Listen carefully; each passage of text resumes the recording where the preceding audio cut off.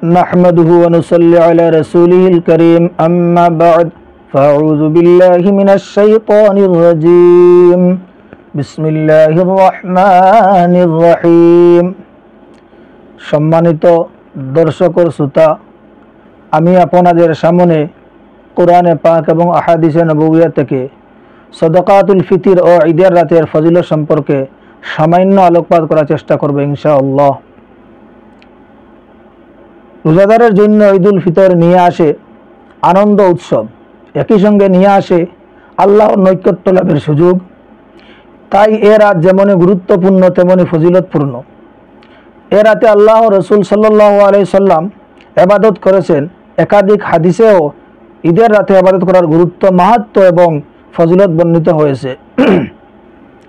হযরত আবু উমামা রাদিয়াল্লাহু তাআলা আনহু হতে বর্ণিত, নবী করিম সাল্লাল্লাহু আলাইহি সাল্লাম বলেছেন, যে ব্যক্তি দুই ঈদের রাতে আল্লাহর নৈকট্য লাভের উদ্দেশ্যে জেগে থেকে ইবাদত করবে, কিয়ামতের দিন সে ব্যক্তি কখনো পরিশান হবে না, যেদিন সবাই পরিশান থাকবে। সাদাকায়ে ফিতর সম্পর্কে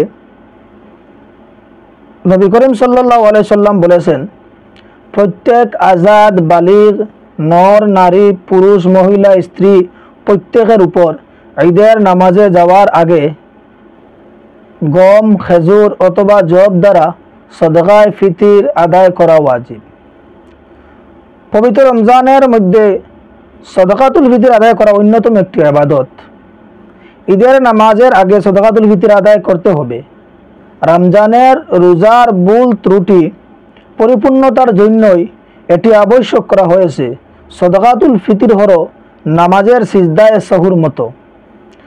আব্দুল্লাহ ইবনে উমর রাদিয়াল্লাহু তাআলা আনহুমা বলেন, রাসূলুল্লাহ সাল্লাল্লাহু আলাইহি সাল্লাম রোজা পালনকারীর জন্য সাদাকাতুল ফিতর আদায় করা অপরিহার্য করে দিয়েছেন, যা রোজা পালনকারীর অনর্থক অশ্লীল কথা, কাজ পরিশুদ্ধকারী ও অভাবী মানুষের জন্য আহারের ব্যবস্থা।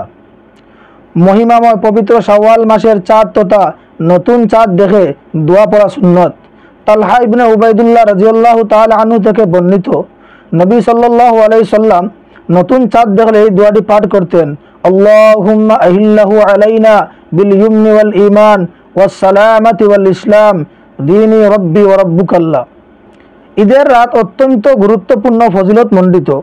ঈদের রাতে নফল ইবাদত করার মাধ্যমে আল্লাহর নৈকট্য লাভের মহা সুযোগ তৈরি হয়।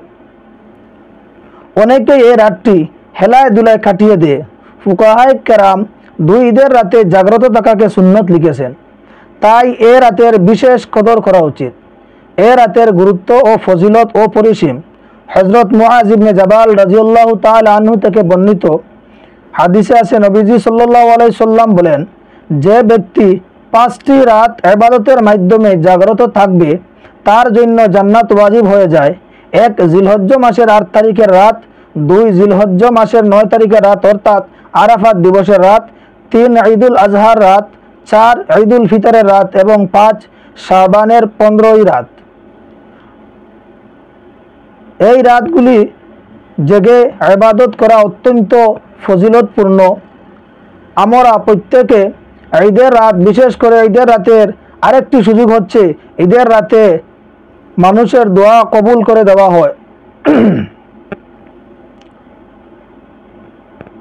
ঈদের রাতের মধ্যে মানুষ যে দোয়াগুলা করে, এই দোয়াগুলো আল্লাহ তাআলা কবুল করে নেন। তাই আমরা প্রত্যেকে চেষ্টা করব ঈদের রাতে দুনিয়ার কাজকর্মে ব্যস্ত থাকা তো আমাদের জরুরি, তবে দুনিয়ার কাজকর্ম থেকেও ফারিগ হয়ে আল্লাহর ইবাদতের মধ্যে মগ্ন থাকা এবং বিশেষ করে আল্লাহর কাছে বেশি বেশি দোয়া করা।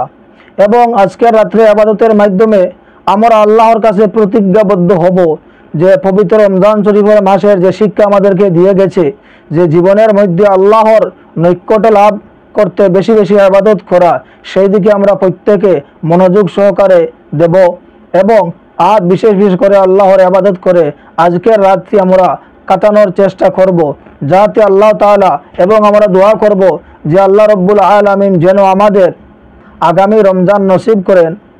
আর যদি আমাদের কারো এই রমজান মাস আখির রমজান হয়ে থাকে, তাহলে আমাদের জীবনের ভুল ত্রুটিগুলো ক্ষমা করে দেন এবং আমাদেরকে নেক আমল করার তৌফিক দান করেন। ওয়া আখিরু দাওয়ানা আলহামদুলিল্লাহি রাব্বিল আলামিন।